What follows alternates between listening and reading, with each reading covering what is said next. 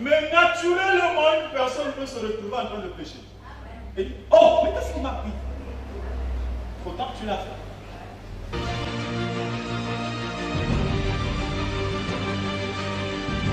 Il n'a pas programmé ça. Mais le païen, lui, il programme tout pour lui tous les soirs. On dit quoi? Que l'on se voit, ok. La Bible va dire ici que si tu pêches volontairement, c'est grave pour toi. Hébreux chapitre 10, verset 26 à 28. Alors, vous voyez même qu'on pratique la chose. Le péché ne destruira pas. Le verset dit quoi dans Romains 7? Le mal devance le bien que je sais. Alors je reconnais que c'est moi qui le fais, et c'est le mal qui habite à moi. Attends, entre nous. Parce que tu fais souvent là, tu ne veux pas.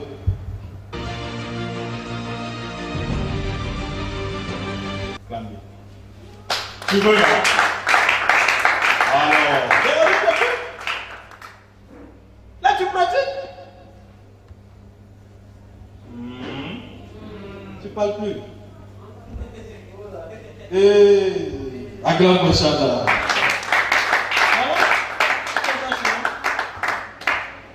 C'est une programmation. C'est différent que quelqu'un est assis, il t'a pas embêté. Tu l'embêtes, oh arrête, je ne vais pas me fâcher, tu l'embêtes. Et puis du coup, le reste est fâché. Il n'est pas venu pour se fâcher. Mais à d'autres, depuis la maison, là où je veux lui voir, dites-moi si elle est déjà là. Vous voyez déjà que c'est pratiqué. En fait, quand je serai devant elle, tu vas attraper les cheveux.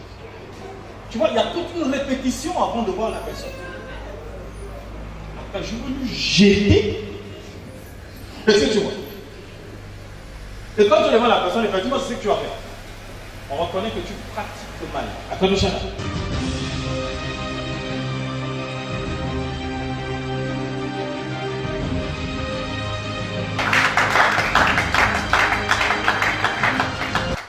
À ce moment-là, tu as un démon. Mais il y a des gens qui se sont retrouvés dans des situations qu'ils n'avaient pas programmées. Ça, la Bible dira tu as des péchés. Attends, Michel.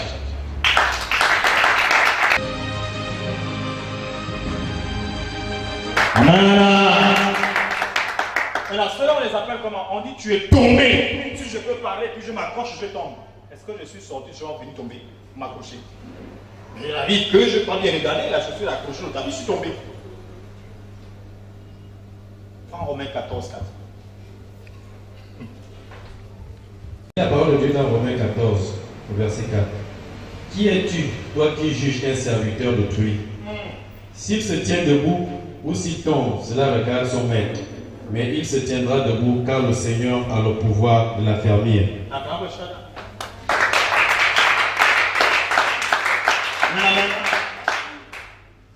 Tu peux être là debout. Tu n'as pas programmé, tu devais tomber. Peut-être qu'on a fait un piège. On a versé de l'eau, on sait que tu as des chaussures qui glissent. Peau de banane, ouh, tu as fait. Mais là, il y a des gens avec la honte, ils demandent de prier, ils restent là. Oh, toi, lève-toi, c'est bon. Tu pries là, tu restes là encore. Il y a des gens qui sont tombés.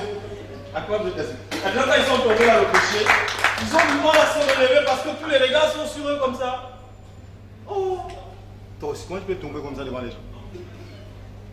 Et il reste là. C'est quelle position? C'est la position de quelqu'un dans l'église qui était bien, qui était debout. Et depuis de tomber à beau petit frère, la honte. La honte, il reste là-bas, là, il prie. Oh, je ne sais pas comment c'est pas fini. Voilà, non, le combat n'est pas fini. Non, mais regarde les gens critiquent. Allons, comme ça.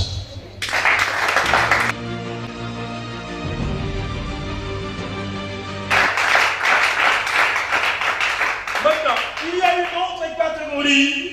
C'est celle qui se jette. Je dis tomber et se jeter, c'est pas la même chose. Il faut prendre Matthieu chapitre 4. Le verset 3 montant. Jusqu'à 9. Il faut te jeter. Tu ne sais pas sur quoi tu vas tomber. Le tentateur s'étant approché, lui dit, si tu es fils de Dieu, ordonne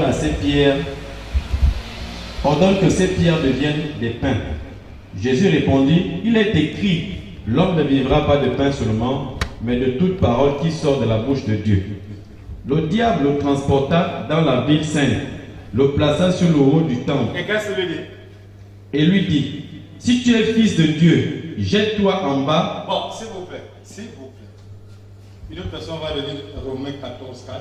Lui, il va lire ça là. Vous allez écouter, il y a quelque chose que les gens peuvent. Ouais. Et lui dit, si tu es fils de Dieu, Si tu es fils de Dieu, jette-toi en bas. alors faut te jeter. Car il est écrit, il donnera des ordres à ses anges à ton sujet et ils te porteront sur les mains. Acclamez ça. Viens, quelqu'un. Il faut te jeter. Il faut te jeter, ça vient du diable. Il ne va jamais te dire jette-toi pour que Dieu te protège.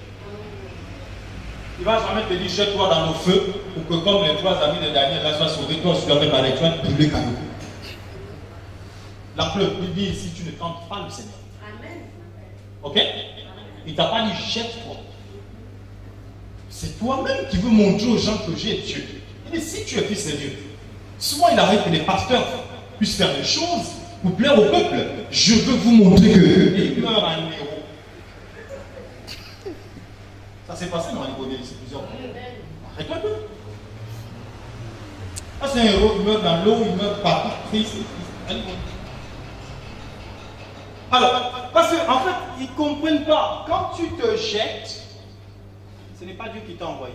Là, tu pratiques toi-même le matou. Bon, en tout cas, c'est pas grave. Hein? Ça dit, voilà, tiens. Si Jésus te donne une vie, c'est une vie d'amour, hein? Mais si c'est Satan, ça t'arrache toute la joue, tu sais déjà, il dit, tiens, tu n'es que le début. Tu vas pleurer.